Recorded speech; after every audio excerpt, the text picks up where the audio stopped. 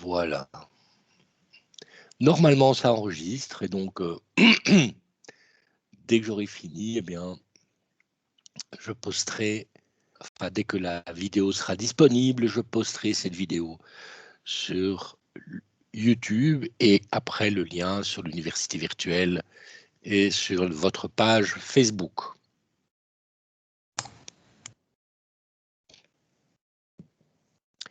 Encore une fois, n'hésitez pas à m'interrompre, d'ouvrir votre micro et de m'interrompre pendant la présentation, puisqu'aujourd'hui, ce sera consacré à la correction de l'examen de janvier 2021, qui a été pour beaucoup relativement complexe, mais pas rien qu'en physique, en biologie aussi, en chimie aussi. C'est vrai que le distanciel n'est pas très idéal pour pouvoir se préparer à un examen. N'oubliez pas cette cote de Q1, vous êtes d'office acquise au sens où vous ne pouvez jamais baisser de cote. Vous déciderez en juin si oui ou non vous représentez le Q1, puisque pour les BIME, votre cote finale sera la moyenne du Q1 et du Q2. Les vétérinaires, c'est un peu plus compliqué, puisque vous avez deux cotes. Et donc, ce que je fais, c'est je fais en sorte que, en fonction de vos points, je fais moi la moyenne et je vois si cette moyenne vous aide ou pas. Je m'explique. Si par exemple vous avez fait 8 ou 9 sur 20 au Q1 en janvier, mais que vous me faites un 13 ou un 12 ou que sais-je en juin, prenons l'exemple d'un 12 et d'un 8, ça vous fait une moyenne de 10 sur 20. À ce moment-là, je mettrai un 10 sur 20 à votre Q1 et un 12 sur 20 à votre Q2, puisque vous avez deux cotes. Donc, je mettrai la meilleure moyenne d'office pour votre Q1 et la cote de votre Q2. Voilà. Tandis que pour les BIME, c'est beaucoup plus simple. L'examen de janvier est un examen transitoire qui n'a qu'une valeur indicative, qui vous informe simplement dans quelle situation vous êtes en termes de technique de travail, puisque pour la première fois, vous avez un examen dont vous n'aviez pas les réponses à l'avance, évidemment, et donc ça permet de voir comment vous vous débrouillez pour résoudre ce genre d'exercice.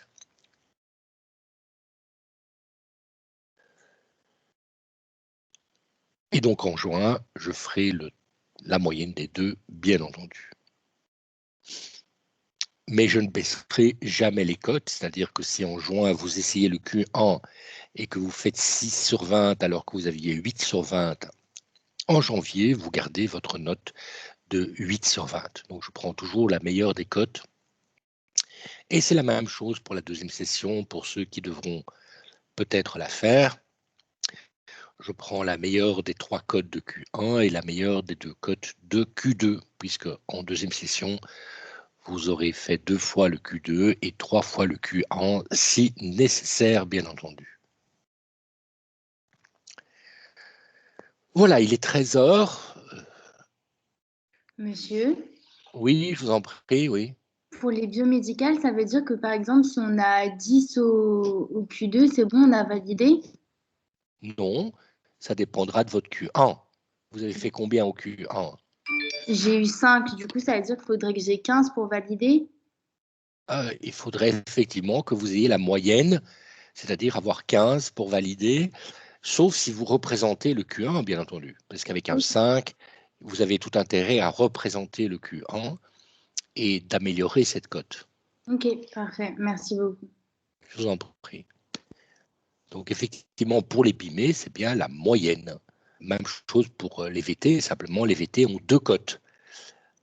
Parce que du point de vue légal, le concours ne porte que sur la matière du second semestre, donc du Q2, et donc le cours est administrativement divisé en deux, alors que le cours n'est pas divisé en deux du point de vue réel, évidemment, puisque c'est toujours le même cours qui se poursuit. D'après moi, tant que j'y suis, le prochain cours est le lundi 8 février. Le lundi 8 février. Mais bizarrement, moi, j'ai vu sur Géol que c'était à 14 heures et pas à 13. Est-ce que c'est la même chose chez vous?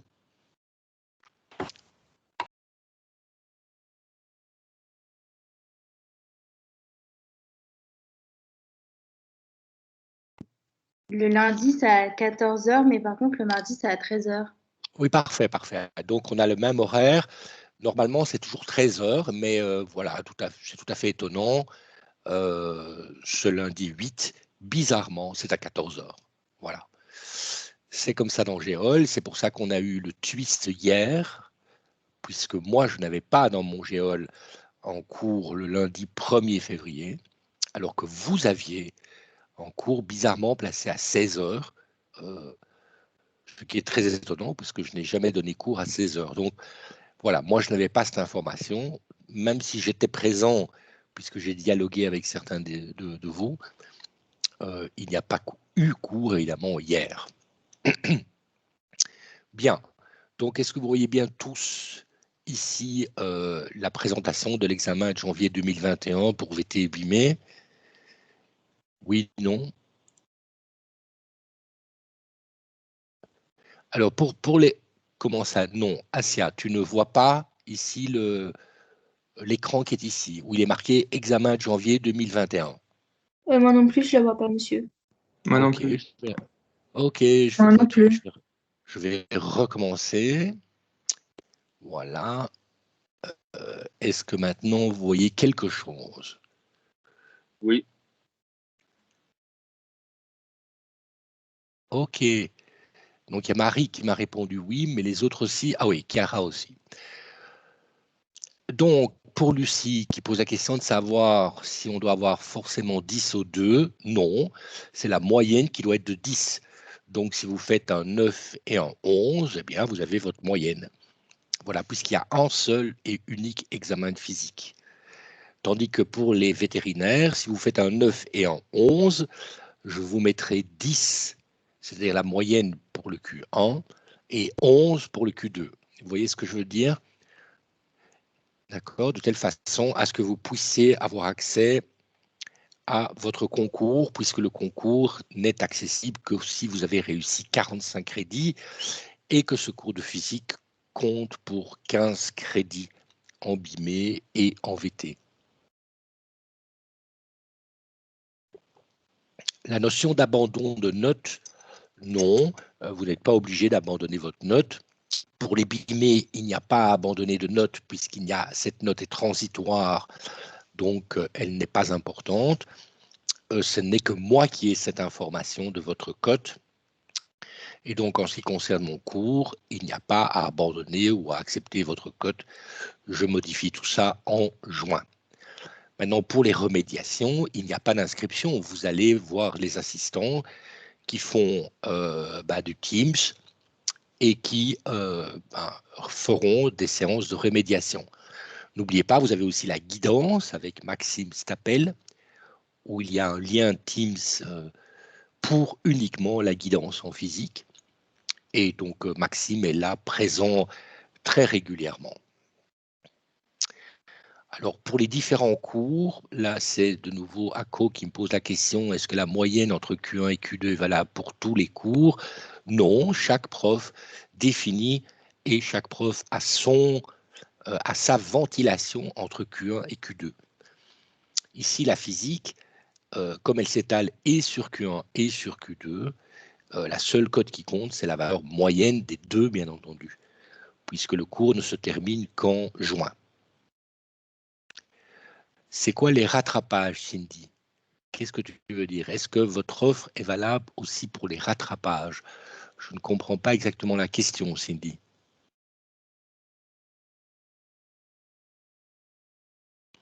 Est-ce que tu peux préciser ce que tu entends par rattrapage?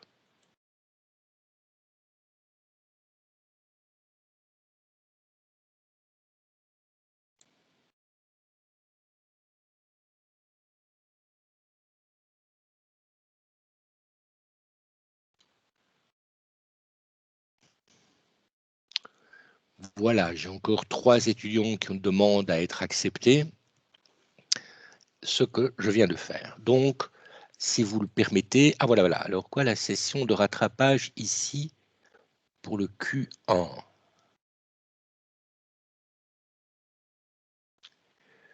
Vous pouvez, donc c'est toujours pour Cindy, la notion de rattrapage n'existe pas pour les BIME ni pour les VT.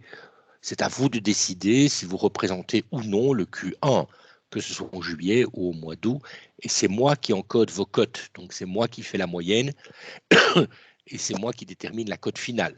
Bien entendu, avant la délibération, puisque la délibération permet aussi de modifier vos cotes si nécessaire. Surtout pour les vétérinaires avant le concours. Donc, si vous le permettez, on va commencer par la première question. Donc, que dit cette question? Elle ne valait que 3 points. Donc, comme je disais toujours, vous parcourez l'ensemble des questions de telle façon à avoir une idée de la valeur de chaque question. C'est important d'avoir cette idée-là. Et donc, ici, vous n'avez que 3 points. Donc, typiquement, il n'y a pas beaucoup d'étapes. Il n'y a au maximum que 3 étapes à parcourir pour résoudre ce problème. Qu'est-ce qu'on dit? On dit qu'on a une masse ponctuelle de 5 kg qui est attachée à une corde de 50 cm et qui exécute un mouvement circulaire, mais regardez bien le terme qui est là, non uniforme. C'est-à-dire que vous ne pouvez pas utiliser de façon simple, par exemple, les équations du mouvement circulaire uniforme, justement, puisqu'il est non uniforme. Il est non uniforme, pourquoi? Parce qu'il y a une force grand F qui est tangente. Vous regardez le dessin, vous avez une force grand F qui est tangente au cercle, et une force petit f qui est centripète, qui est dirigée vers le centre, de telle façon à avoir évidemment un mouvement circulaire. Alors, qu'est-ce qu'on vous demande? On dit que la vitesse angulaire varie avec le temps. À l'instant t égale 0, cette vitesse angulaire est nulle. Et on donne le moment de la force grand F. Donc, il faut bien lire. Le moment de la force grand F, c'est bien le moment de la force tangentielle. C'est logique puisque le moment d'une force centripète par rapport au centre est toujours nul. Donc il s'agit bien du moment de la force grand F. Et ce moment varie au cours du temps en fonction du graphique qui est donné. Donc vous avez un moment qui vaut 35 newtons par mètre, 35 newtons-mètre jusqu'à 5 secondes, et puis qui décroît linéairement jusqu'à l'instant t égale 8.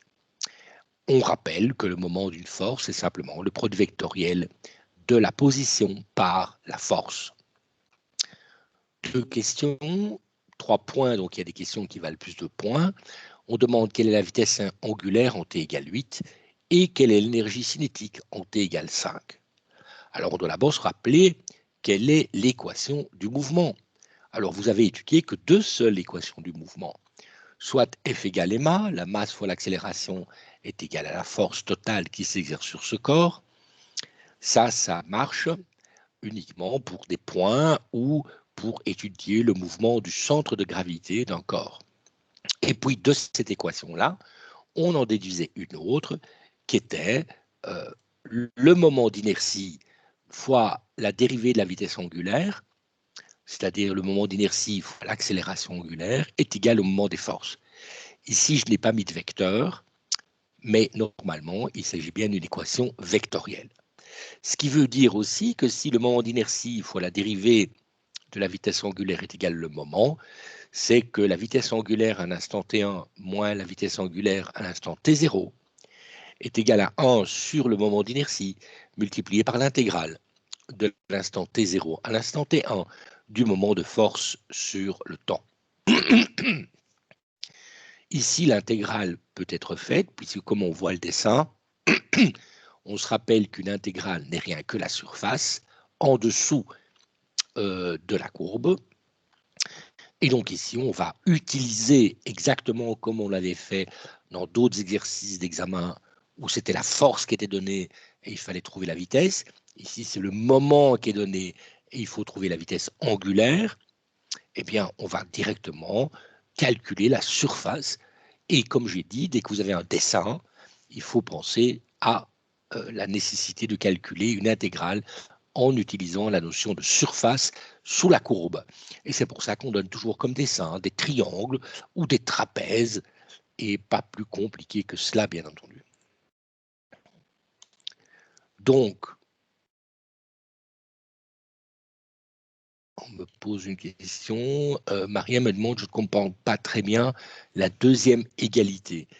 Bien, dès que la dérivée est égale à quelque chose, vous pouvez intégrer à gauche et à droite. Quand vous intégrez la dérivée, vous obtenez simplement la fonction à la borne supérieure moins la fonction à la borne inférieure. Et à droite, vous obtenez l'intégrale entre les deux bornes de l'objet. Donc une équation qui est une dérivée se transforme toujours en une autre équation qui est une intégrale. Est-ce que j'ai répondu à ta question, Mariem?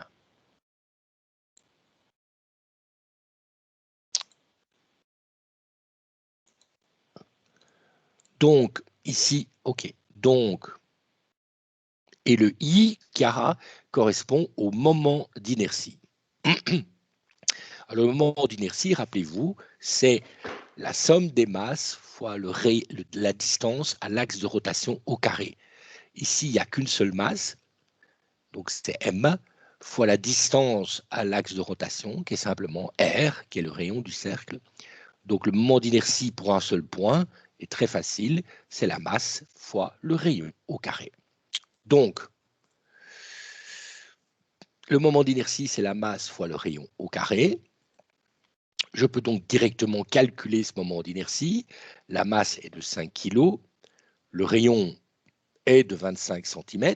Donc, oula, ici j'ai fait une faute. Excusez-moi, j'ai écrit 0,5. Ah là là. Oups, je vais tout de suite modifier ça. C'est évidemment ici 0,25. C'est ça le rayon. D'accord? Voilà. Et donc, le moment d'inertie peut être calculé et on trouve qu'il vaut 1,25 kg mètre carré. Je peux donc calculer la vitesse angulaire à l'instant 8. C'est égal, puisque la vitesse angulaire à l'instant initial est nulle, eh bien on trouve directement que la vitesse angulaire à l'instant 8, je ne vois plus le tableau. OK, je recommence. Est-ce que vous revoyez le tableau maintenant?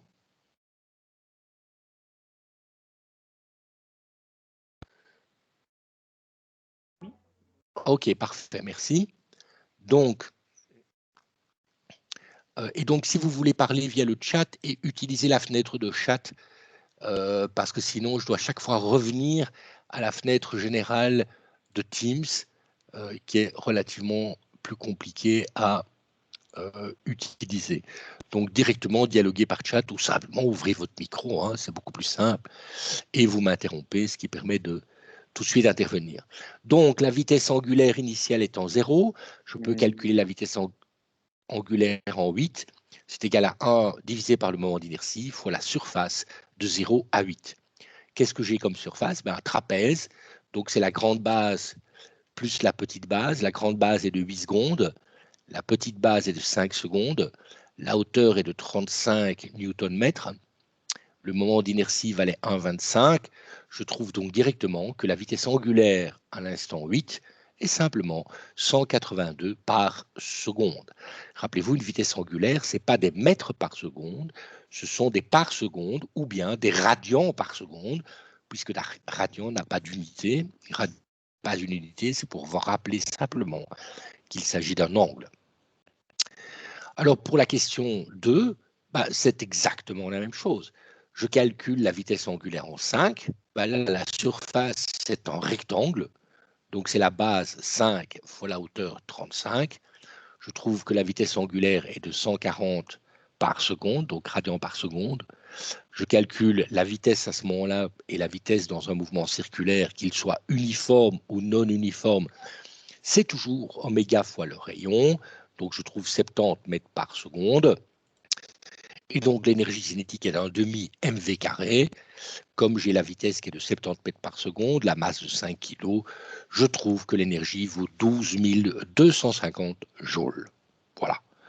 Donc, effectivement, ici, pour la deuxième sous-question, il y avait 2 points. Pour la première sous-question, il y en avait 1, puisqu'il s'agissait simplement de faire la surface. Ou bien l'inverse, hein, peut-être que l'assistant qui a corrigé ça a mis 2 points pour la première surface et 1 point pour la deuxième, même si la deuxième nécessite 2 étapes, puisqu'il fallait d'abord calculer oméga à l'instant 5, et puis l'énergie cinétique en passant par V égale oméga R. D'accord? Parfait. Donc, effectivement, Asia demandait, le rayon n'est pas 0,5. Non, il vaut 0,25, puisque le diamètre... Oh non, excusez-moi, oh là là. La corde a une longueur de 50 cm, donc effectivement, le rayon est de 50 cm. Oups, je vais revenir tout de suite et corriger ça instantanément. C'est moi qui ai corrigé par erreur. Voilà. Update, voilà. Et je partage de nouveau l'écran. Où il est ici. Voilà. Donc, normalement, vous devriez revoir l'écran maintenant. Pour autant que moi, je puisse voir la souris. Voilà. OK.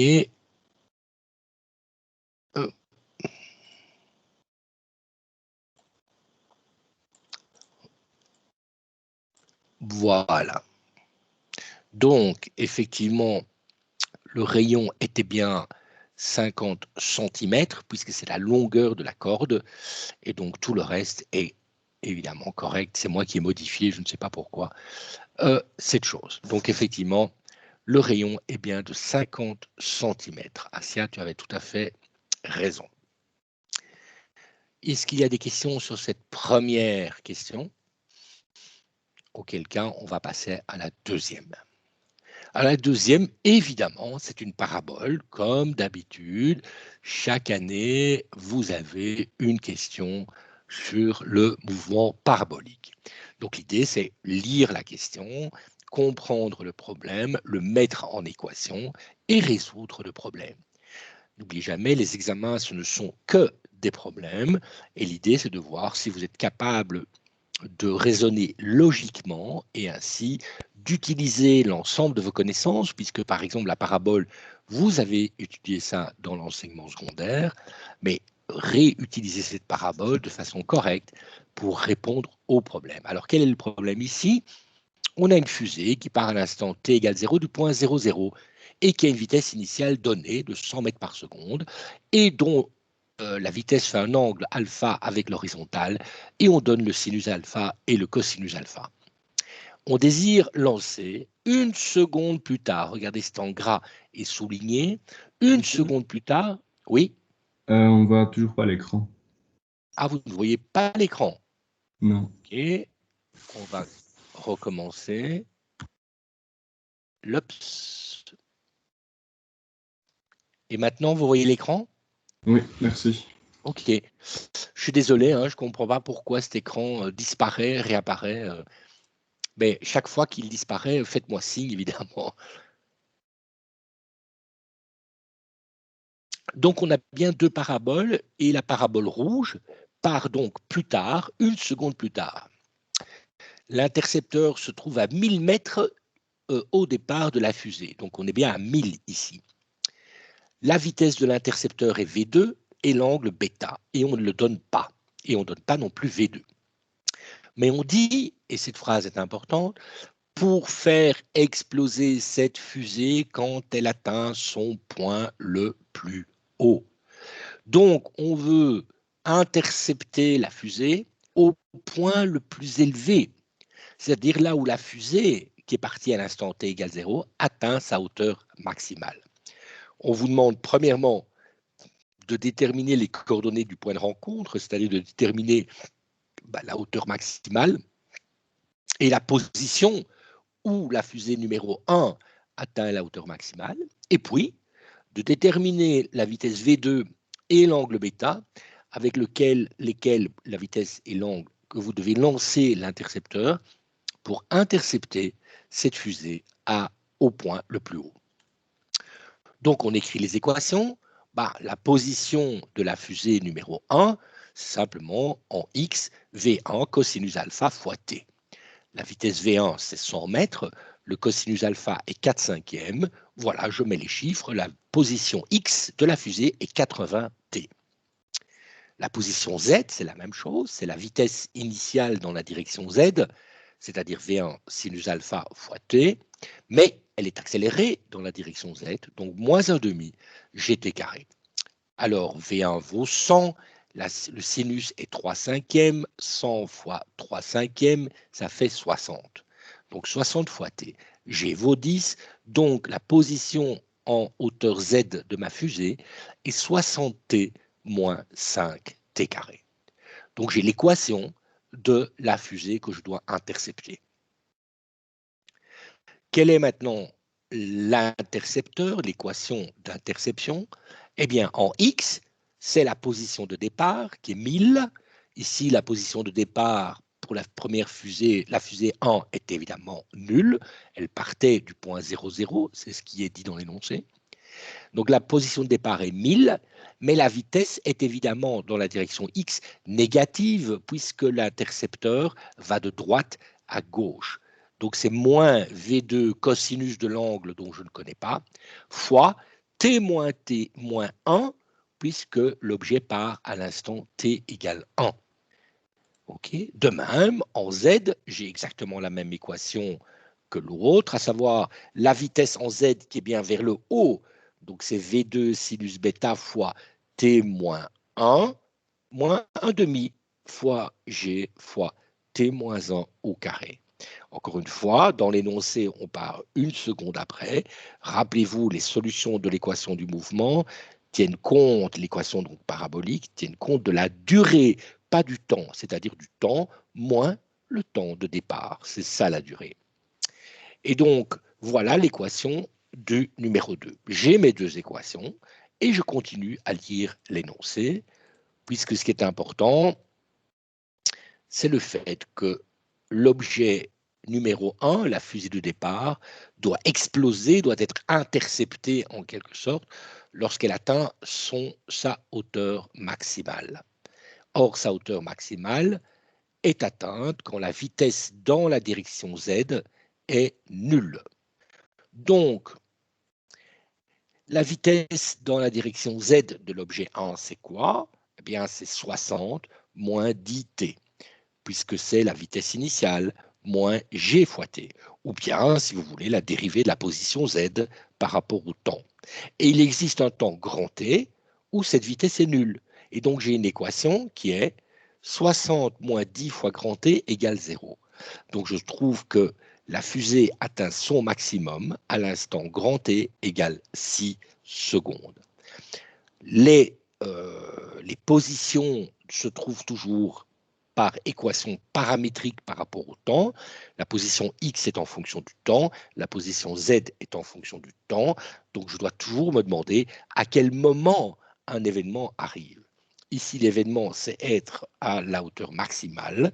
Donc, je demande que la vitesse dans la direction z soit nulle. Je trouve donc d'abord le temps t au moment duquel, à l'instant, à cet instant-là, on est à la hauteur maximale.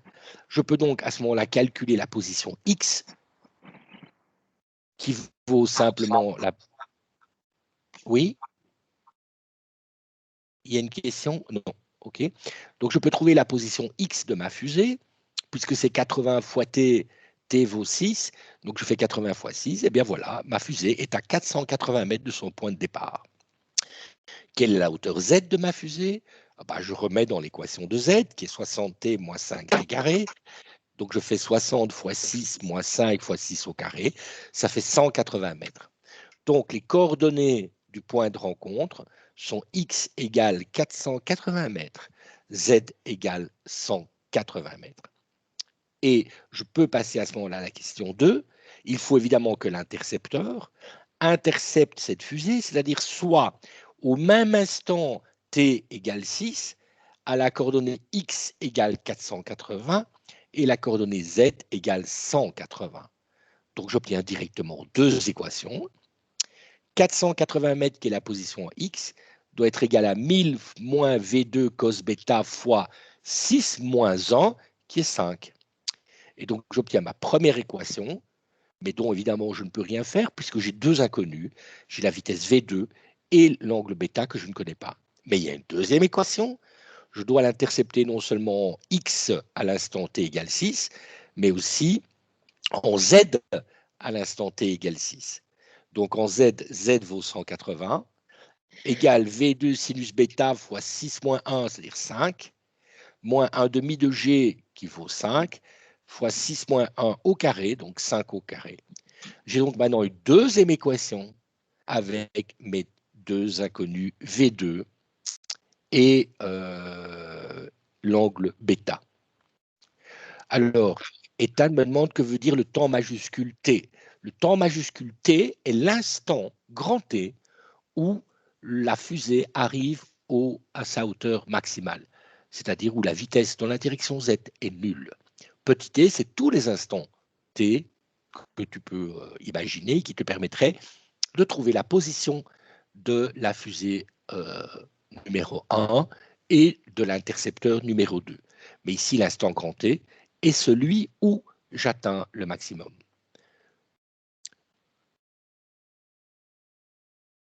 Alors, Maria me demande, peut-on utiliser les coordonnées du sommet d'une parabole? Mais bien entendu, mais c'est tout aussi compliqué. Évidemment. Et le sommet d'une parabole se trouve exactement comme je viens de le faire. Vous faites la dérivée de z par rapport à x, vous faites dz dx égale 0, et vous avez le maximum.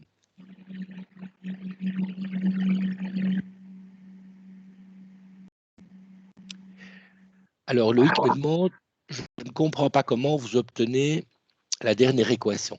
Bah, x vaut 480, c'est la première équation, et z vaut 180, qui est donc la deuxième équation. Et la deuxième équation me dit 180 égale V2 sinus bêta fois 6 moins 1, moins 1 demi de g fois 6 moins 1 au carré. Et donc, j'obtiens ma deuxième équation. Est-ce que j'ai répondu à ta question, Lauric?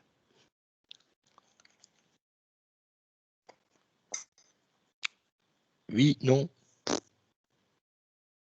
OK. Maintenant, j'ai deux équations à deux inconnus. Donc d'abord, je vais bien regrouper ça calmement. OK. Je trouve d'une part que V1, V2 sinus bêta, je vais passer tout de l'autre côté, vaut 61 mètres par seconde. Et V2 cosinus bêta, je vais passer à gauche et l'autre à droite. J'ai 1000 moins 480 divisé par 5. Bref, V2 cos bêta vaut 104 mètres par seconde. Donc j'ai deux équations avec deux inconnues. La vitesse V2 fois le sinus de l'angle vaut 61 mètres par seconde. Et la vitesse V2 fois le cosinus de l'angle vaut 104 mètres par seconde. Comment est-ce qu'on résout ce genre d'équation? Eh bien, on utilise la propriété de sinus carré plus cos carré fait 1. Ou bien je divise aussi ces deux équations entre elles et V2 disparaît. Donc, je vais faire la première, à savoir la somme d'un sinus carré et d'un cosinus carré, quel que soit l'angle, vaut toujours 1. Et lorsque j'y divise l'équation de V2 sinus bêta par V2 cosinus bêta, c'est V2 qui va disparaître et je vais obtenir tangente bêta. Donc, la première étape, c'est le carré de V2 sin bêta plus le carré de V2 cos bêta en racine carrée me donne V2. Et donc V2 égale la racine carrée de 61 au carré plus 104 au carré, ce qui fait 120,57 mètres par seconde. Je divise maintenant V2 sinus bêta par V2 cosinus bêta, le V2 disparaît. J'obtiens donc tangente bêta égale 61 divisé par 104, qui fait 0,5865. Et je trouve un angle de 30,39 degrés. Et donc j'ai répondu à la question. Est-ce que vous avez des problèmes et des questions par rapport à la question numéro 2 de votre examen?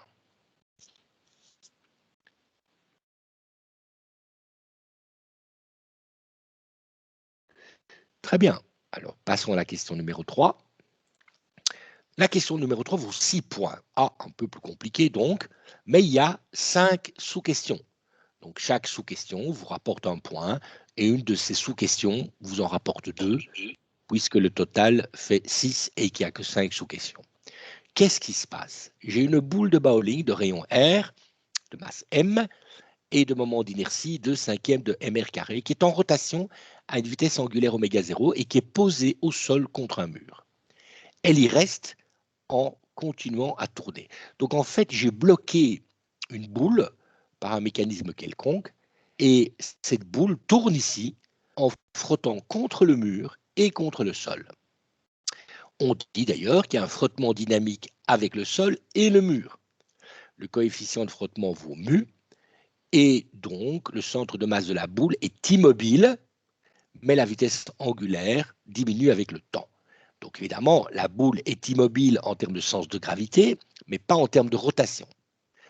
On demande 1. Dessiner les forces qui agissent sur la boule. 2. Déterminer les équations du centre de masse. Et ainsi les liens entre les forces de frottement et les forces normales. 3. On demande de résoudre ces équations et déterminer toutes les forces que vous avez dessinées en fonction du poids, donc de M et de petit g, et du coefficient de frottement mu. On demande de déterminer l'équation d'évolution de la vitesse angulaire, tout ça en fonction du temps, du poids, de mu, en sachant qu'à l'instant initial, la vitesse angulaire valait oméga 0, c'est-à-dire la boule tournait à une vitesse angulaire oméga 0 lorsqu'elle était en contact avec le mur et le sol. Et puis, on dit que la vitesse angulaire est telle qu'oméga r vaut 3 mètres par seconde, on dit que le coefficient de frottement vaut 0,2 et on demande de déterminer le temps nécessaire pour que la boule s'arrête de tourner. Donc c'est un problème de mécanique et clairement de rotation, puisque la boule tourne. Qui dit problème de rotation dit évidemment moment de force. Donc on devra écrire l'équation du centre de masse et pour déterminer oméga, la vitesse angulaire, écrire l'équation des moments. Donc première étape, dessiner les forces. C'est toujours un exercice compliqué semble-t-il, mais il faut faire cela ou sinon vous ne pouvez pas résoudre un problème de mécanique. Donc qu'est-ce qu'il y a comme force? Clairement, il y a le poids. Et le poids s'exerce sur le centre de gravité, et donc il n'a pas de moment par rapport au centre de gravité. Maintenant, cette boule est en contact avec le mur, donc il y a une force de contact perpendiculaire au mur, dirigée vers le centre de gravité. Donc, comme cette force est dirigée vers le centre de gravité, elle n'a pas de moment non plus. Comme il y a un contact avec le sol, il y a forcément une force normale de contact avec le sol.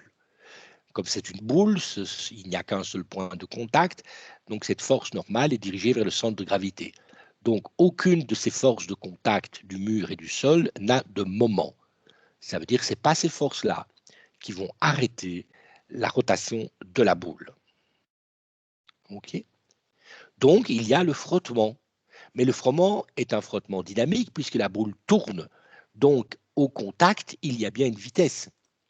Donc comme le oméga 0 est dans le sens opposé des aiguilles d'une montre, la vitesse du point de contact est opposée, est dirigée verticalement vers le bas, donc la force de frottement est verticale vers le haut, la force de frottement du mur. Et le sol, même chose, comme la vitesse est dirigée, zut, j'ai dessiné le force de frottement dans le mauvais sens. Excusez-moi, oh là là. Petite erreur de dessin. Je vais tout de suite rectifier ça. Voilà. Hop.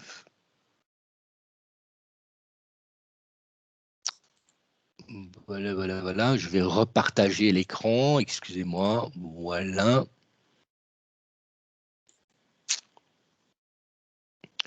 OK. Donc, je ne sais pas, j'ai fait une erreur dans le dessin. Donc, je recommence. Voilà.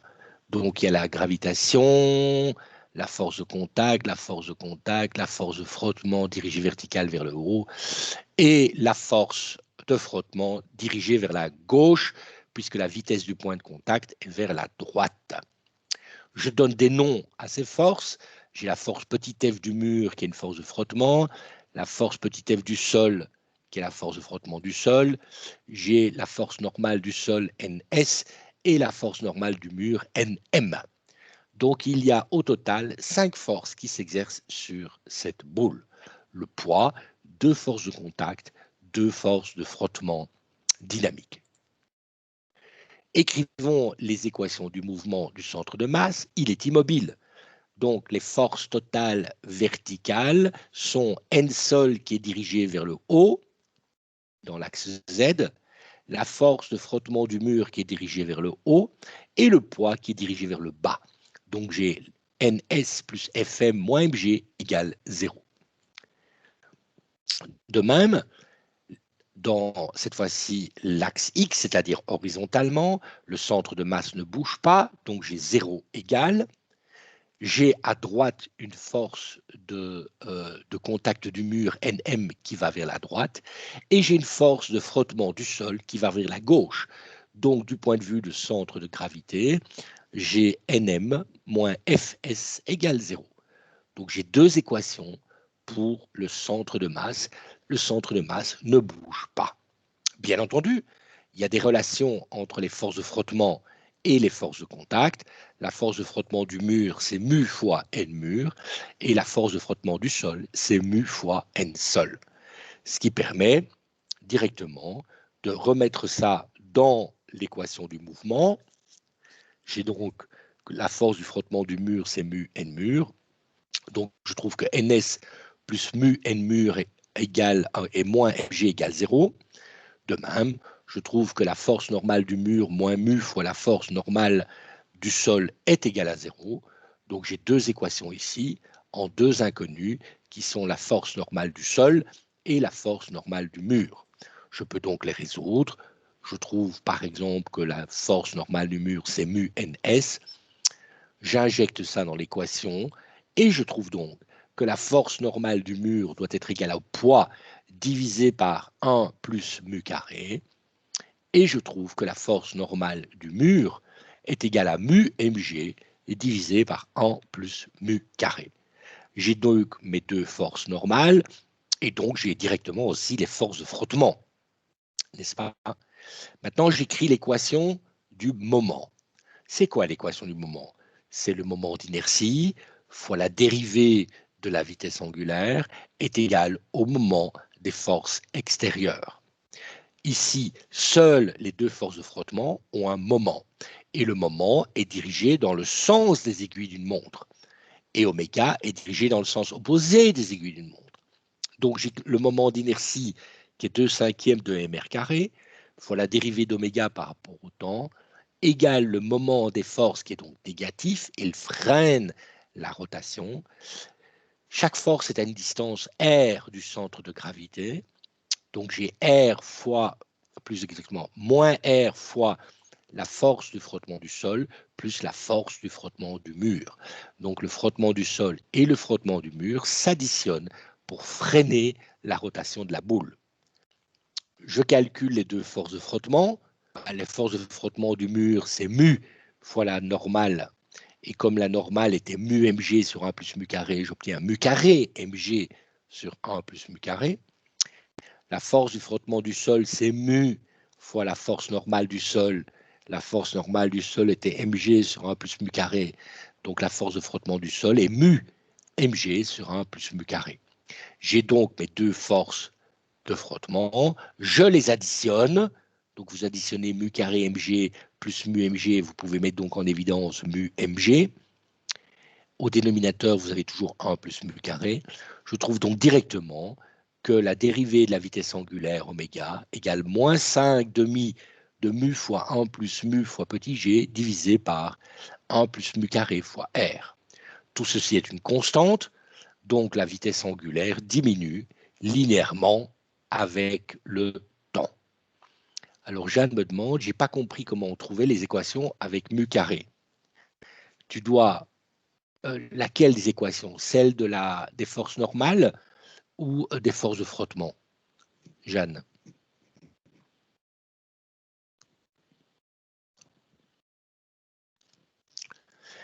Les forces normales, regarde la deuxième équation ici en bas. Tu remplaces les forces de frottement dans la première équation. Tu obtiens la force normale du sol plus mu, force normale du mur, moins mg, égale 0. Tu remplaces la force de frottement du sol, qui est mu ns, dans la deuxième équation. Et tu as la force normale du mur, moins mu ns, égale 0. Donc, de cette deuxième équation, tu trouves que la force normale du mur égale mu fois la force normale du sol. Or, comme tu as un mu fois la force normale, tu obtiendras donc un mu carré fois la force normale du sol. Et donc, tu obtiens la force normale du sol plus mu carré fois la force normale du sol égale mg. Et c'est pour ça qu'apparaît au dénominateur 1 plus mu carré. OK, pour Honorine, les forces de frottement dynamiques sont toujours opposées à la vitesse du point de contact. Or, oméga tourne dans le sens opposé des aiguilles d'une montre. Donc, au niveau du contact du mur, la boule a une vitesse, le point de contact a une vitesse vers le bas. Donc, la force de frottement est vers le haut. Au niveau du sol, la vitesse de la boule est vers la droite. Donc, la force de frottement est vers la gauche. OK. Alors, Cara dit, je n'ai pas compris la dernière étape. C'est quoi la dernière étape, Cara? C'est celle où vous passez de 2/5 de mr carré dérivé d'oméga et OK. à celle Tu divises. Écoute, tu divises. Premièrement, tu as r carré à gauche et r à droite. Donc, quand tu divises par r carré, tu as 1 sur r. OK. Alors, le 2/5, quand il va de l'autre côté, il devient 5/2. Donc, il est là, 5 sur 2. Maintenant, il faut calculer Fs plus Fm. Fs, c'est mu carré mg. Mu mg. Fm, c'est mu carré mg. Donc, si tu additionnes Fm plus Fs, qu'est-ce que tu obtiens? Mu mg fois 1 plus mu divisé par 1 plus mu carré. Et le m disparaît puisque tu avais un m à gauche dans le moment d'inertie. Ah oui, ok, d'accord. Donc, m se simplifie et il te reste au numérateur 5 mu fois 1 plus mu g et au dénominateur 2 fois 1 plus mu carré fois r. Okay, est un signe moins puisque la vitesse angulaire décroît. Ok, merci Ça beaucoup. va? Je t'en prie. Donc, on peut intégrer directement cette histoire, puisque la vitesse initiale valait oméga 0, l'accélération est constante, donc on fait l'accélération fois le temps. Maintenant, on met le cas où mu égale 0, où est-ce qu'il est le mu? 0,2. Vous mettez 0,2 ici. Donc 1 plus 0,2 fois 0,2, G vaut 10. Et ici, vous avez 0,2 au carré. Et oméga 0, on le sait, ça vaut 3 sur R. Donc le oméga, vous mettez 1 sur R en évidence, c'est 3 moins 75 tiers de T. Donc vous pouvez trouver l'instant où la boule s'arrête, c'est l'instant où oméga égale 0, c'est-à-dire l'instant où 3 moins 75 treizièmes de T fait 0. Et donc on trouve à ce moment-là que T égale 39/75e, c'est-à-dire 0,52 secondes. Et donc la boule s'arrête de tourner en 0,52 secondes. Alors, Emma me demande, est-ce que je peux réexpliquer IMR carré, MR carré? Non, je dis, le moment d'inertie vaut 2/5 de MR carré, c'est marqué dans l'énoncé. Donc, on a le moment d'inertie fois la dérivée de la vitesse angulaire égale le moment des forces. Les seules forces qui ont des moments dans cet exercice, ce sont les deux forces de frottement, Fm et Fs. Et ces deux forces ont le moment dans la même direction par rapport au centre de gravité. Si tu vas du centre de gravité vers la force Fm et que tu fais le produit vectoriel avec Fm, eh bien, ce moment tourne dans le sens des aiguilles d'une montre. De même, si tu vas du centre de gravité à la force de frottement sur le sol, le produit vectoriel va aussi dans le sens des aiguilles d'une montre. Or, oméga est dans le sens opposé. Donc, il s'agit bien d'un moment qui freine la vitesse angulaire. N'est-ce pas? La vitesse angulaire doit ralentir. Donc, le moment des forces extérieures est négatif par rapport à la vitesse angulaire qui t'intéresse. Et donc, on a le moment d'inertie 2/5 de mètre carré fois l'accélération angulaire qui est la dérivée de l'angle par rapport qui est la dérivée de la vitesse angulaire par rapport au temps, égale moins le moment des forces qui est R fois la somme des forces de frottement.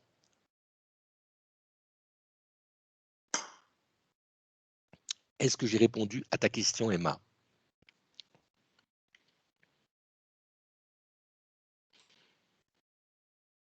Oui, non?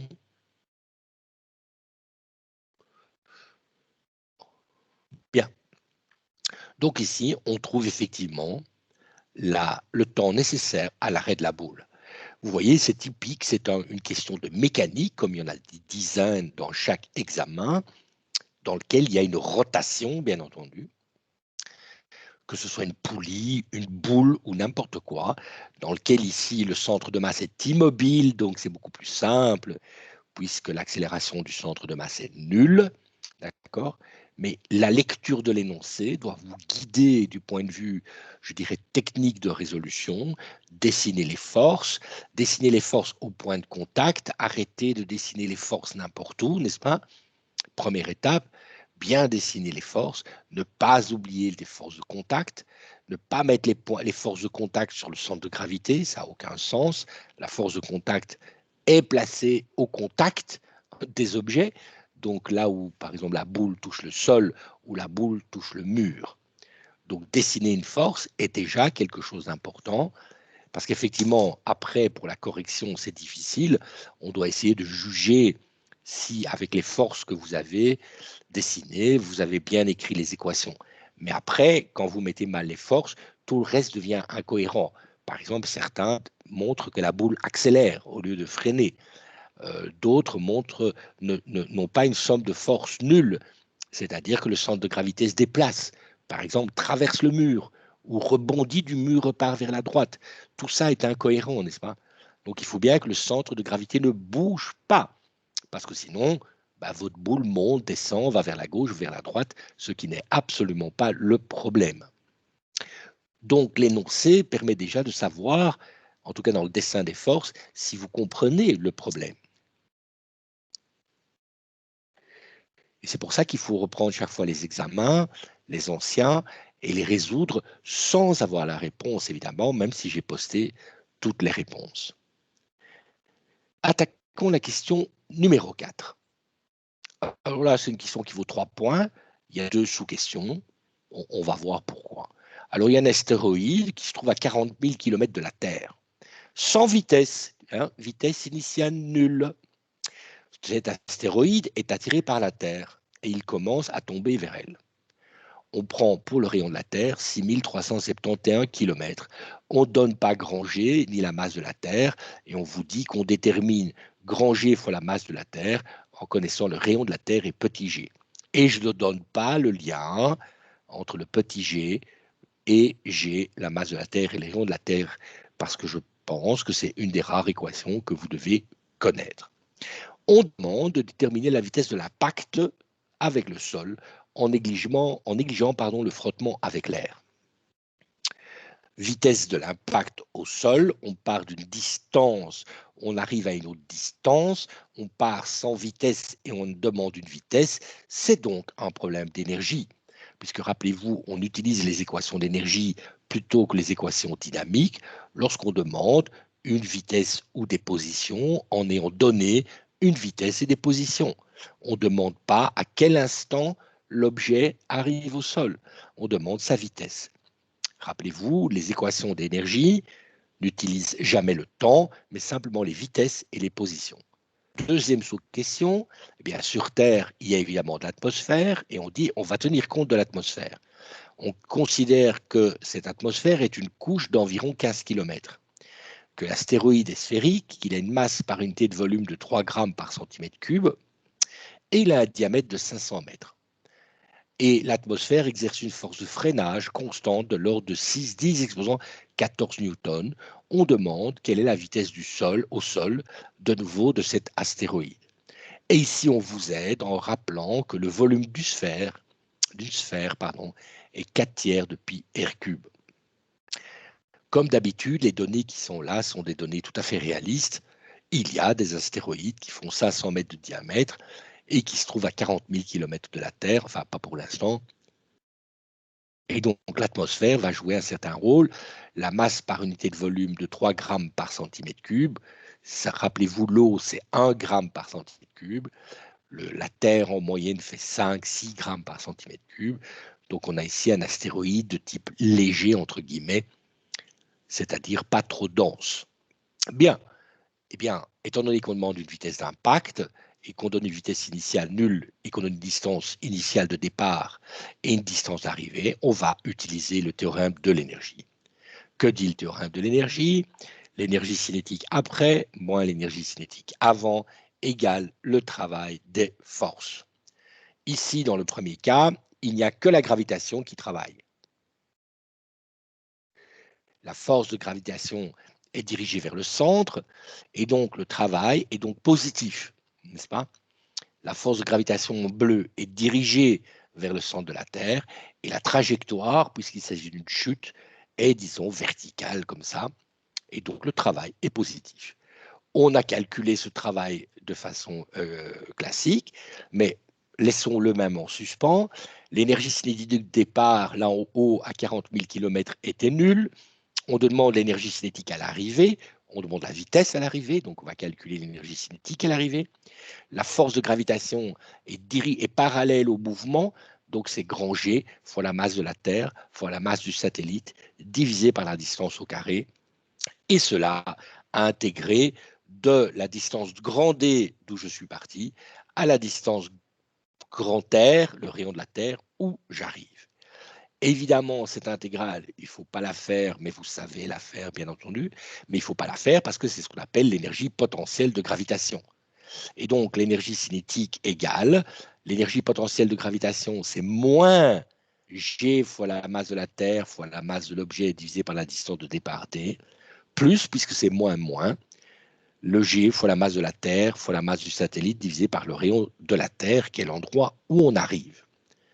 On met tout au même dénominateur, qui est R fois D, le rayon de la Terre fois D, et on obtient simplement que 1 demi mv carré égale G, la masse de la Terre, fois grand M, fois grand D, qui est la distance de départ, 40 000 km, moins la distance d'arrivée, qui est le rayon de la Terre, 6371 km, divisé par le produit de grand D par le rayon de la Terre. Je n'ai pas donné de grand G ni la masse de la Terre. Il faut donc remplacer grand G mt par la valeur de petit g. Et on se souvient que petit g n'est rien d'autre que g fois la masse de la Terre divisé par le rayon de la Terre au carré. Donc dans l'équation d'énergie cinétique, je multiplie par 2, je simplifie par la masse du satellite, donc la masse de l'astéroïde, disparaît. J'obtiens donc V carré égale 2G mt fois D moins RT sur D fois RT. Je remplace GMT, je le divise par RT carré, donc l'autre, je multiplie par RT carré qui se simplifie ici. Bref, j'arrive à ce que la vitesse au carré, au sol, est égale à 2 petit g fois le rayon de la Terre, fois 1 moins le rayon de la Terre divisé par la distance de départ. Je mets tout ça en musique. 2G, ça fait 20. Le rayon de la Terre, c'est 1371 km, donc fois 1000, fois 1 moins le rapport des deux distances. Comme les deux distances sont en kilomètres, le rapport n'a pas d'unité. Donc c'est parfait, c'est 6371 divisé par 40 000.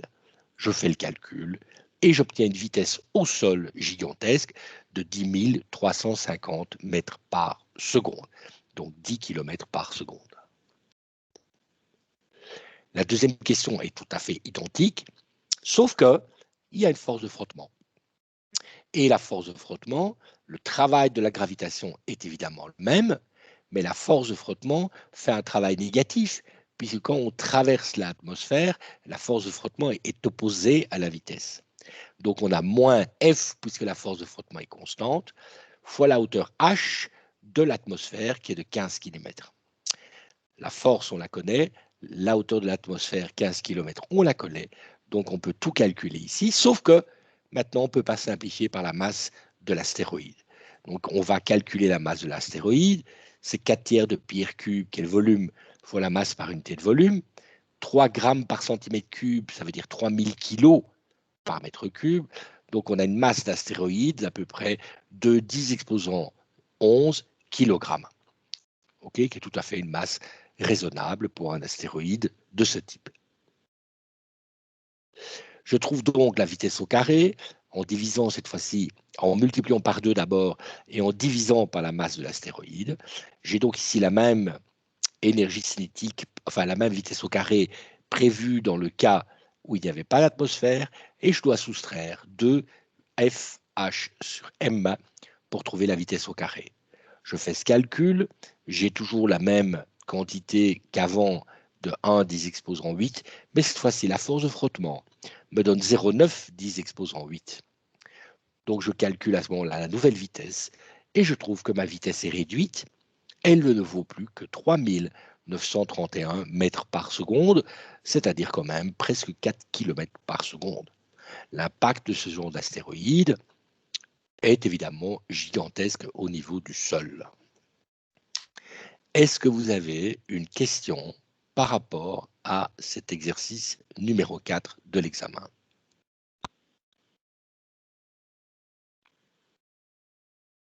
Ici, il s'agit simplement d'utiliser l'énergie cinétique, le travail des forces, et connaître le travail de la force de gravitation qui est moins G fois M1 fois M2 sur R, et de faire la différence de l'énergie potentielle entre le départ et l'arrivée. Et moi, je suis reparti de l'équation générale, généraliste, qui est la différence d'énergie cinétique égale le travail de la force totale. S'il n'y a pas de question, on va passer à la question numéro 5.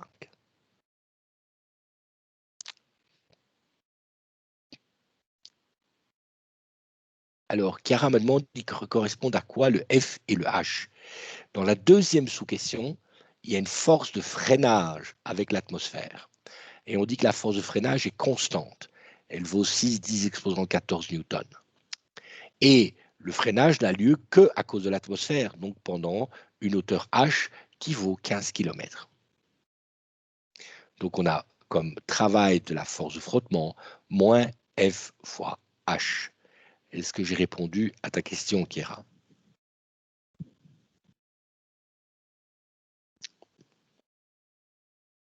Oui, non? Ouais, parfait. Quelle est la question numéro 5? Ah, la question numéro 5, c'est un choc. Déjà, le dessin vous le montre. OK? Donc, il faut lire l'énoncé et appliquer les équations liées au choc. Dans le choc, vous savez, même avant de dire l'énoncé, qu'il y a toujours conservation de la quantité de mouvement, et la quantité de mouvement est un vecteur. Maintenant, on lit l'énoncé. J'ai une masse 1 de 10 kg qui est animée d'une vitesse V1 de 2 mètres par seconde dans la direction X, par exemple, disons dans la direction horizontale. Elle entre en collision totalement élastique. Totalement élastique signifie conservation de l'énergie cinétique totale. Et elle rentre en collision avec une masse M2 immobile. Donc M2 a une vitesse nulle, donc pas d'énergie cinétique et pas de quantité de mouvement. Et M1 vient frapper M2. Et après le choc, on dit que M1 est animé d'une vitesse, W1, qui fait un angle de 37 degrés avec la direction de V1. Et on voit sur le schéma ici, alpha, vaut 37 degrés et est dirigé vers le haut. Et la masse M2 est animée d'une vitesse WE2 qui fait un angle de bêta, qui est donc vers le bas ici d'après le schéma, il est marqué voir schéma, qui fait 16 degrés. Et on veut que vous déterminiez la masse M2 et les deux vitesses W1 et W2. Donc il y a 3 inconnus dans ce problème.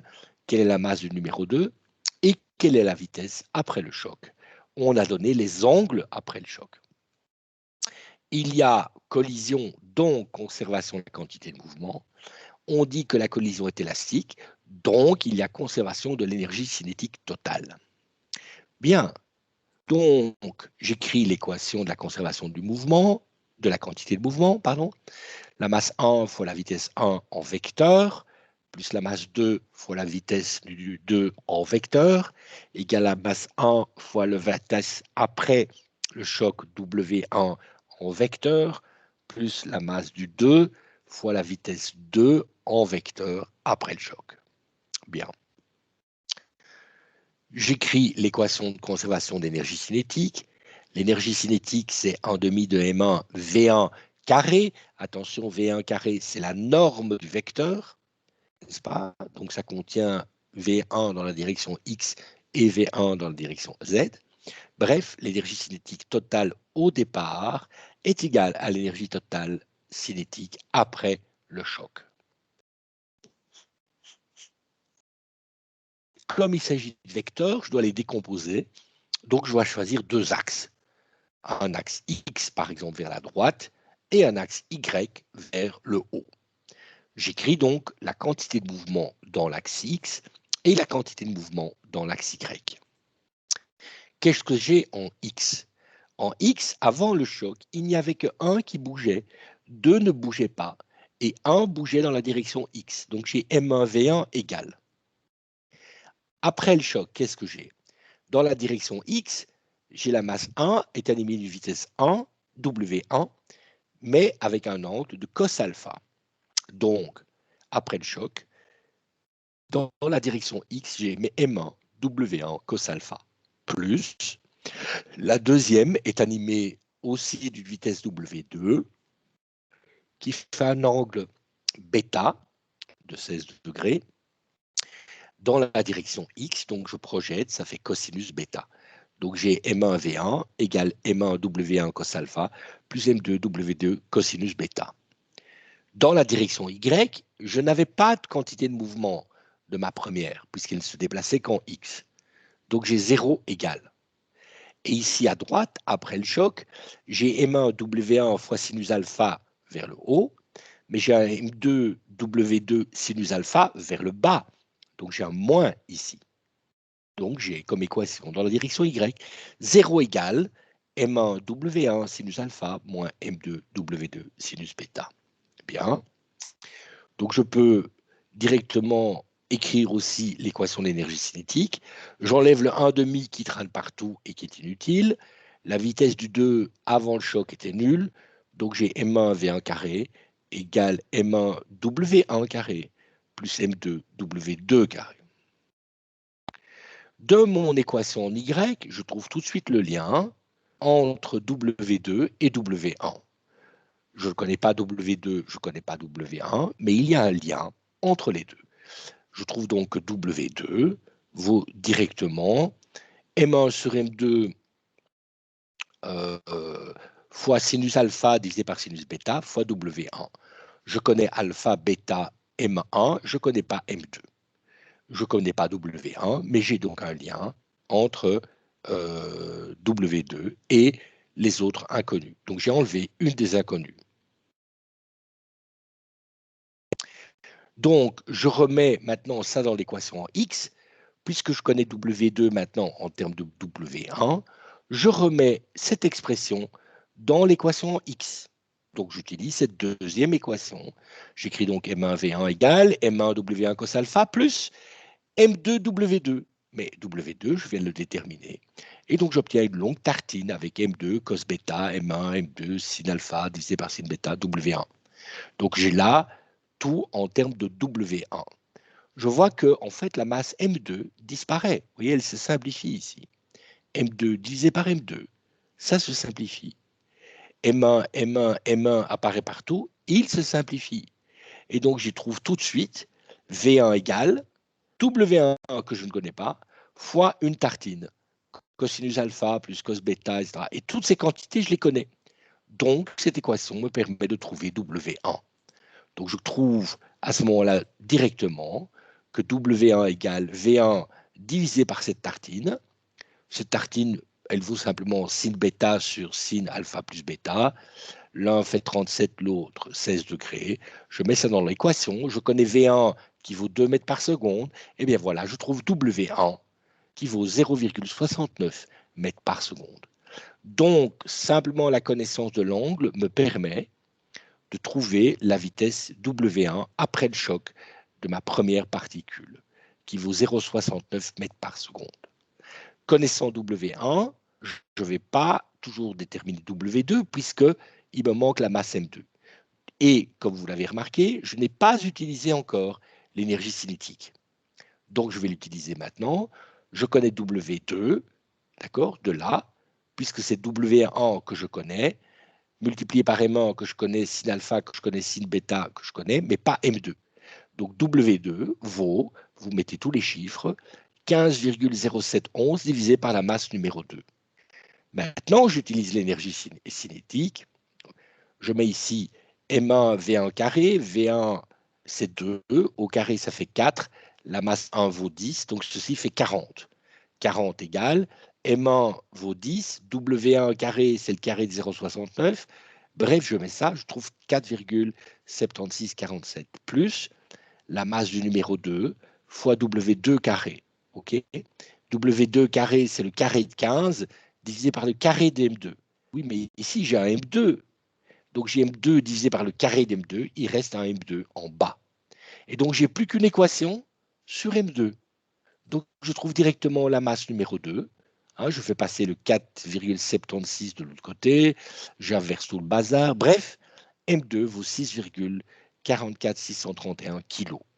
Connaissant M2, connaissant W1, je peux enfin trouver W2. Et donc je trouve à ce moment-là W2 qui vaut 2,33794 mètres par seconde. Il s'agit donc ici simplement d'une manipulation simple d'équations.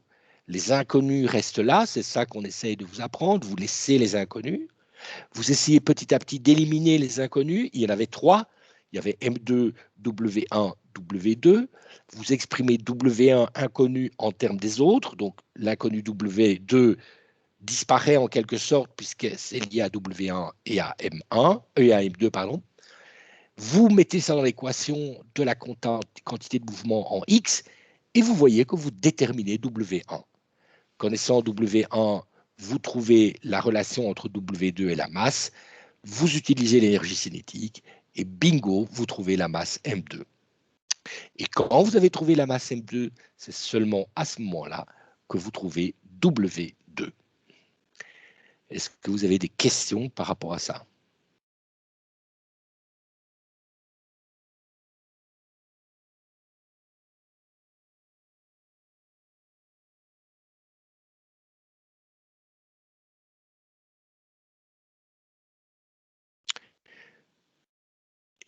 Kiara me dit, je n'ai pas compris la deuxième partie.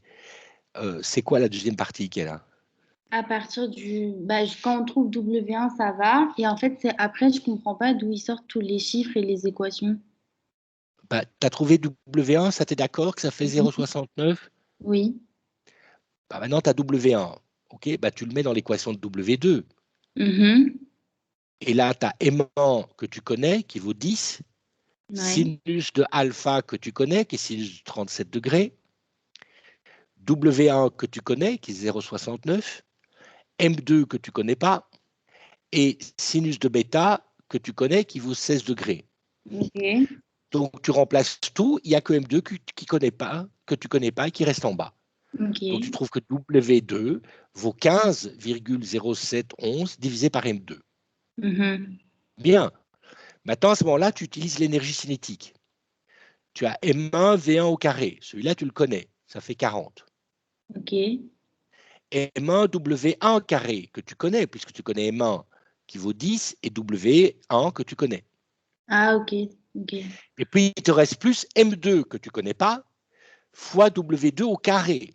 Mais le carré de W2 contient 15,0711 au carré divisé par M2 au carré.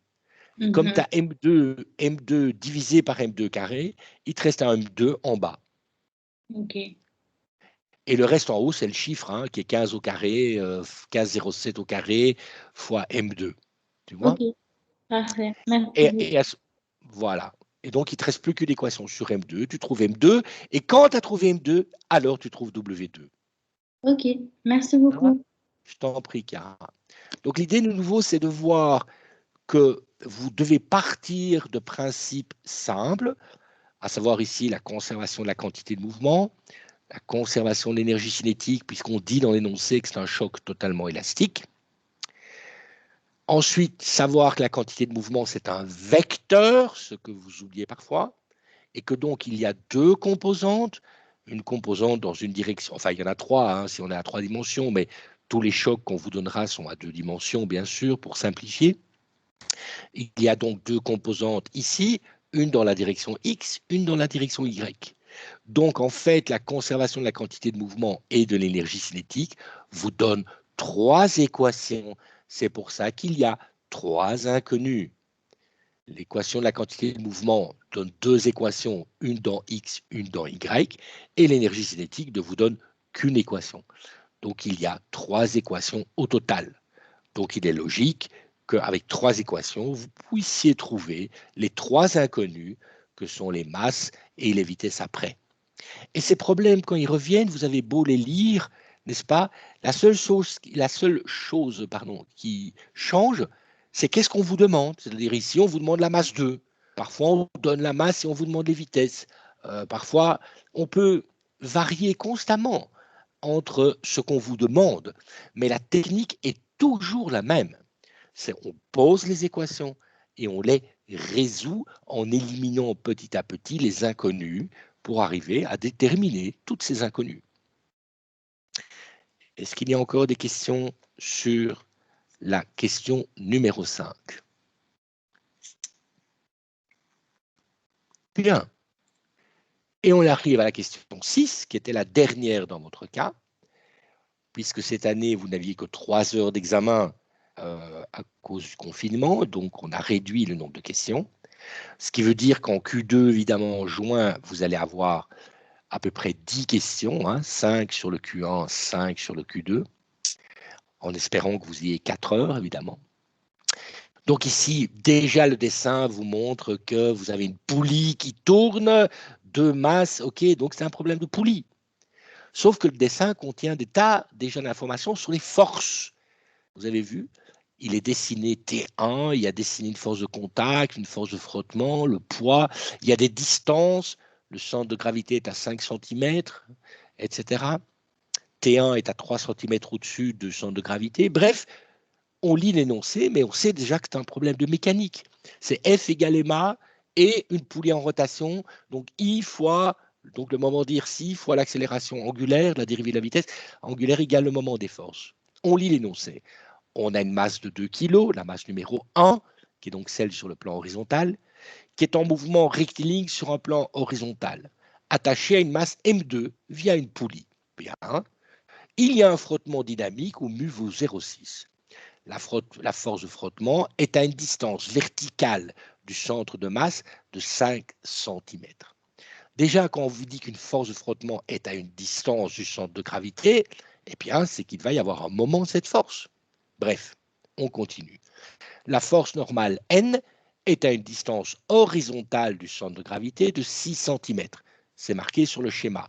Donc là aussi, si on a une force à une distance du centre de gravité, ça sent à 15 km le moment de cette force. La tension T1 exercée par la corde est, c'est marqué, pardon, la masse M1 ne bascule pas. Tiens, la masse M1 ne bascule pas. OK. Le moment d'inertie de la poulie vaut petit m r carré, où r est le rayon de la poulie et petit m vaut 0,1 kg. On demande de déterminer dans ces conditions toutes les forces, ainsi que les tensions dans les cordes, l'accélération du système et la valeur de la masse petit m2. Aide, entre parenthèses, calculer le moment par rapport au centre de gravité. Il faut toujours calculer le moment par rapport au centre de gravité quand l'objet est en mouvement accéléré. Quand c'est statique, vous pouvez calculer par rapport à n'importe quel point, mais quand il est en mouvement accéléré, n'est-ce pas? Donc pas à vitesse constante, quand il est en mouvement accéléré, vous devez utiliser le centre de gravité. Quoi qu'il en soit, allons-y, posons le problème. OK? Alors le problème, la masse 1 est facile. La masse 1 fois l'accélération vers la droite égale la tension T1 qui est bien vers la droite, moins la force de frottement petit f qui est vers la gauche. Très bien. Verticalement, la masse 1 fois petit g vertical vers le bas est égal à n vertical vers le haut. Bien. Et comme il y a du frottement, ok, on sait que F c'est mu fois n, donc on écrit que la masse 1 fois l'accélération égale T1 moins mu M1G. On connaît M1, mais on ne connaît pas T1, d'accord? Donc on ne connaît pas A. Mais on écrit les équations de l'objet numéro 1. Je n'ai pas dessiné les forces sur l'objet numéro 2, donc on va les dessiner. Ben, il y a une tension T2, d'accord, qui tire vers le haut, et bien entendu, il y a le poids M2G qui est vers le bas. L'objet descend, donc ça veut dire que M2G est plus grand que T2. J'écris l'équation du mouvement du deuxième, qui est triviale, M2 fois A égale M2G moins T2. Ici, de nouveau, c'est important, c'est la notion de signe. L'accélération du 1 est vers la droite. Donc, l'accélération du 2 est vers le bas. Ce qu'il faut dire qu'il faut faire plus M2G moins T2.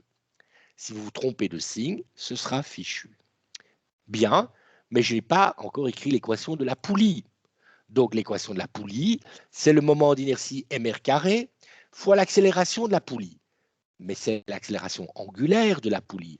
Donc, c'est A sur R égale le moment des forces qui est R fois T2 moins T1. Puisque la poulie tourne dans le sens des aiguilles d'une montre, il faut bien faire T2 qui est vers le bas à droite, moins T1 qui est vers la gauche en haut. Et donc, on a l'équation de la poulie. Très bien. OK? Donc, je simplifie par les R, évidemment, et donc je trouve que la masse petite m fois l'accélération A égale aussi T2 moins T1. Donc, j'ai trois équations. M1A égale T1 moins mu M1G. La deuxième équation, M2A égale M2G moins T2. Et la dernière équation, petit ma égale T2 moins T1. Si j'additionne ces trois équations, les T1 et T2 doivent disparaître, ce qui est bien le cas. Mais malheureusement, comme je ne connais pas la masse M2, je ne peux pas résoudre ce problème puisqu'il y a une inconnue de trop. Donc, je dois utiliser quelque chose d'autre. Et il est marqué ici dans l'énoncé, cette petite phrase, la masse M1 ne bascule pas. Ne bascule pas. Donc, le moment total par rapport au centre de gravité doit être nul. J'écris donc le moment par rapport au centre de gravité. T1 agit à 3 cm au-dessus du centre de gravité. Donc le moment de T1 tourne dans le sens des aiguilles d'une montre et vaut 3 fois T1. La force de frottement petit f est exercée vers la gauche et elle est à 5 cm du centre de gravité. Donc son moment est aussi dans le sens des aiguilles d'une montre. Donc j'ai plus 5 qui est la distance en centimètres fois la force de frottement. Ça, c'est le moment qui tourne dans le sens des aiguilles d'une montre. Oui, mais il y a n qui s'exerce et qui est vertical vers le haut et qui se trouve à 6 cm du centre de gravité. Et son moment tourne dans le sens opposé des aiguilles d'une montre. Donc, si ça ne bascule pas, c'est que le moment total est nul, c'est-à-dire que le moment qui tourne vers la gauche doit être égal au moment qui tourne vers la droite. Et donc, j'écris 3 cm fois T1 plus 5 cm fois F égale 6 cm fois N. Les centimètres disparaissent. Oui, mais N est lié à la force de frottement, puisque c'est le mu 0,6 fois la force de frottement. Et donc j'écris 3 fois T1 plus 5 fois mu fois M1G égale 6 fois M1G. Et je connais M1, je connais G. Donc cette équation me donne T1. T1 égale 20 newtons. Donc dans ce problème, je n'ai pas donné la masse M2, mais grâce à la petite phrase la masse M1 ne bascule pas, je trouve directement la tension T1. Je connais la tension T1, donc je vais pouvoir trouver l'accélération de ma première équation, puisque la M1A égale T1 moins mu M1G, je connais mu, je connais M1, je connais T1, donc je vais trouver A. Donc la masse M1 c'est 2 kg, fois A, égale la tension T, qui est égale à 20, moins le coefficient de frottement, qui est 0,6, fois le poids, qui est 20 newtons. Donc, je trouve directement l'accélération, qui est 4 mètres par seconde carré. Connaissant l'accélération, connaissant T1, je peux trouver T2 en utilisant, par exemple, l'équation de la poulie. n'est-ce pas? L'équation de la poulie me dit que m fait 0,1 fois l'accélération qui est 4 égale T2 que je ne connais pas, moins T1 qui est 20. Donc de là, je trouve tout de suite T2 qui vaut 20,4 newtons. Et T2 doit être plus grand que T1 ou sinon la poulie ne tourne pas dans le sens des aiguilles d'une montre.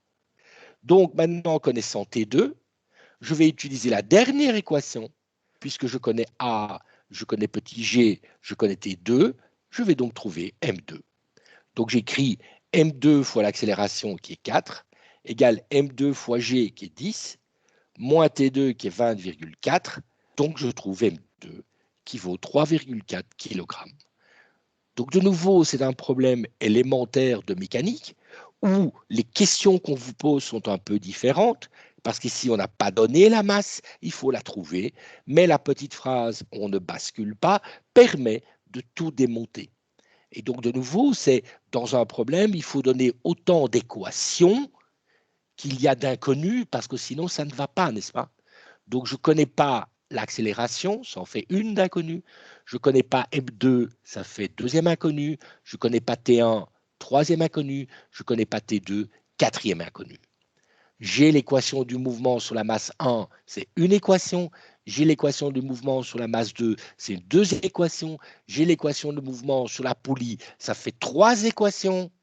Et la phrase « la masse M1 ne bascule pas » me donne une quatrième équation.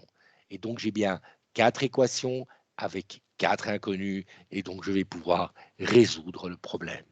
Donc, chaque fois quand on lit un énoncé et qu'on pose des questions, le nombre d'inconnus demandés doivent évidemment correspondre au nombre d'équations que l'on a dans le problème. Et donc, lorsque vous n'avez pas assez d'équations, c'est qu'il vous en manque une. Hein. Donc, par exemple, lorsqu'on écrit l'équation du mouvement de la masse M1, l'équation du mouvement de la masse M2, et qu'on oublie la poulie, il nous manque une équation. Si on a l'équation de 1, l'équation de 2, l'équation de la poulie, il nous manque une équation, la fameuse équation que la masse 1 ne bascule pas. Bref, l'énoncé contient toujours toutes les informations nécessaires pour résoudre. Emma me demande, est-ce que vous pouvez expliquer pourquoi on écrit 3 fois T1 et pas 6 fois T1? 3 fois T1. On ne bascule pas, c'est parce que je pars de G et je vais à T1 perpendiculairement. Pour calculer les moments de force, je pars du centre de gravité et je vais perpendiculairement à la force. T1 est horizontal, donc je dois partir de G et aller verticalement vers T1. Et cette distance est de 3 cm. Donc c'est 3 fois T1. Puis je vais calculer petit f. Petit f, c'est la force de frottement. Elle est horizontale vers la gauche. Je pars de G verticalement vers le bas, ça c'est 5 cm. Donc c'est 3T1 plus 5 fois F. Et puis, je dois partir de G et aller perpendiculairement à N, mais N est vertical vers le haut, donc je dois partir horizontalement vers la droite, et ça c'est 6 cm. Et donc j'obtiens 3 fois T1 plus 5 fois F égale 6 fois N. Est-ce que j'ai répondu à ta question, Emma?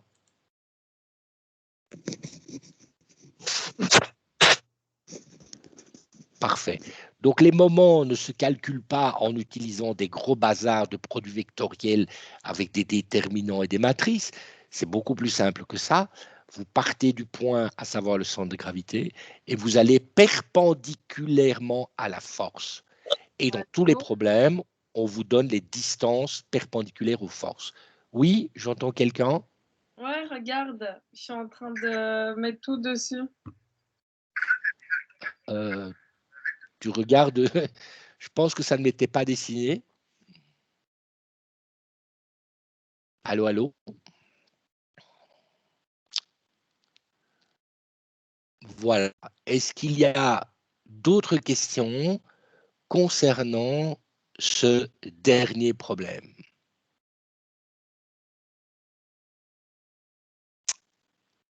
Parfait.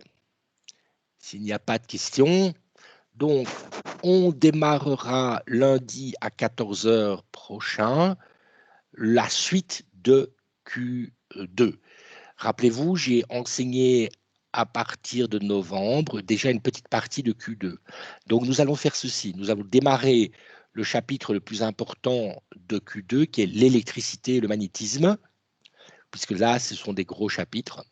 Et puis quand nous aurons fini ce chapitre, je vais déterminer à ce moment-là retravailler, ou plutôt travailler sur la radioactivité, sur les rayons X, sur l'utilisation de cela en médecine, entre autres. Et puis, nous allons réviser ce qu'on a vu au Q1, à savoir les parties de Q2 qui ont été enseignées en Q1, à savoir tout ce qui est hydrostatique et hydrodynamique, c'est-à-dire l'écoulement des gaz, etc., et des liquides. Et on va revenir sur la notion de chaleur. Donc, ce qu'on va faire à partir de lundi, je dis, c'est de l'électricité et du magnétisme, qui est le gros chapitre de Q2, puisque vous aurez toujours des questions sur l'électricité, le magnétisme et la notion de courant induit, que ce soit au concours ou à l'examen. Et on va revenir aussi sur les chapitres déjà enseignés, mais qu'on va répéter, à savoir tout ce qui est hydrodynamique et hydrostatique, parce qu'il est fort probable d'avoir des questions d'examen là-dessus, et revenir évidemment sur la chaleur, parce que c'est très important et qu'il y a beaucoup d'exercices à faire sur la thermodynamique au sens général, c'est-à-dire l'écoulement de la chaleur, la notion de chaleur spécifique, les lois de calorimétrie, les lois de diffusion de chaleur à travers des parois, les lois de rayonnement de la chaleur. D'accord? Donc, lundi prochain, on commence à 14 h et on va démarrer sur l'électricité. Est-ce que vous avez des questions à poser, soit sur l'examen, soit sur d'autres sujets, bien entendu? Il n'y a aucun problème. Oui, moi j'aurais une question. Dis-moi. Concernant l'examen au Q2, est-ce que vous avez dit qu'il y aurait 5 questions sur le Q1 et 5 sur le Q2, mais du coup, si on a quand même réussi l'examen en janvier, est-ce qu'on a quand même les questions sur le Q1 en juin? Non, c'est à toi à décider. Si tu estimes si tu as réussi ton Q1, tu vois, c'est Pauline, hein? Oui, Tu vois, Pauline, si tu as réussi ton Q1, tu ne dois pas faire le Q1, évidemment. oui, Tu d'accord. conserves ta cote de Q1, point barre, Ok, et tu ne t'occupes que du Q2. Tu vois. d'accord. C'est-à-dire que l'idée de Q1, Q2 pour les BIME comme pour les VT, c'est de soulager la matière pour ceux qui auraient réussi Q1 en janvier. Voilà. D'accord. Et pour ceux qui auraient raté, eh bien, d'essayer de récupérer Q1, bien entendu. D'accord. Ok, merci. Et monsieur, Oui, est-ce que à un moment dans le deuxième quadrimestre, on va réviser ce qu'on a vu au Q1 au cas oui, où on aurait raté ou pas? oui, bien sûr. C'est-à-dire que quand j'aurai fini la matière, à savoir toute l'électricité, et puis un peu de radioactivité, ça c'est très court, un peu de rayon X, c'est très court. À ce moment-là, je vais réviser les matières sur la chaleur et sur l'hydrostatique, hydrodynamique. Et puis après, je ferai toujours ce qu'on appelle des cours de méthodologie en reprenant les questions d'examen de Q1, de Q2, bien sûr, puisqu'il faut évidemment s'habituer aux questions de Q2, tu vois. Et donc, oui, effectivement, je ferai des révisions de méthodologie et en passant en revue les questions d'examen.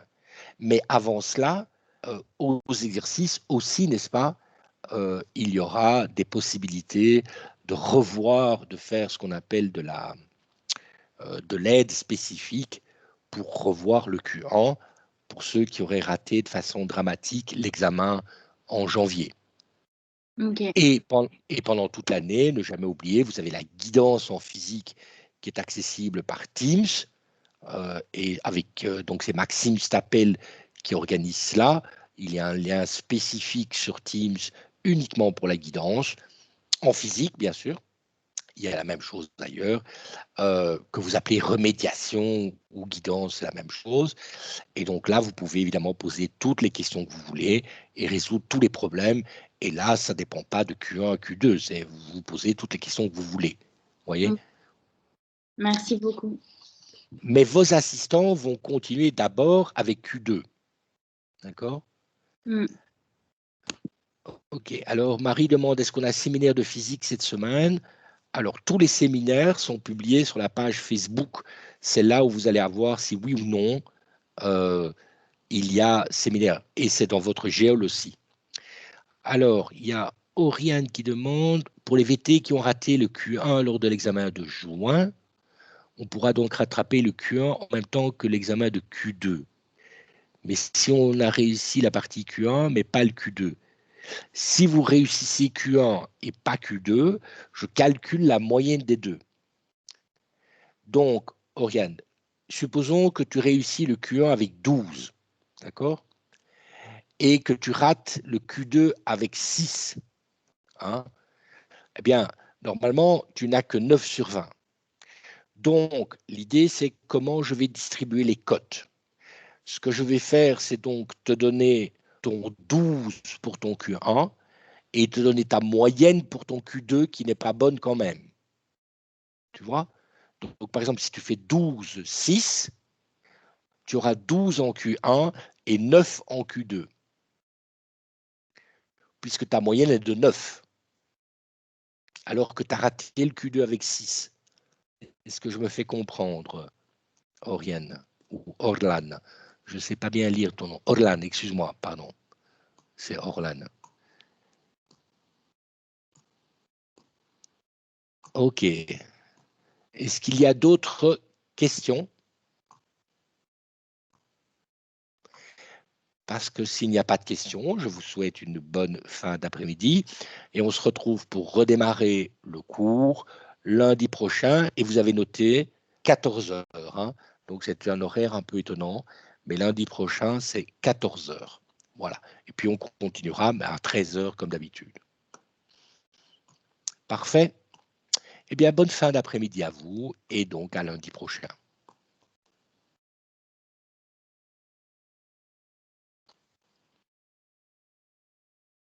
Oui, au revoir à tous et à toutes.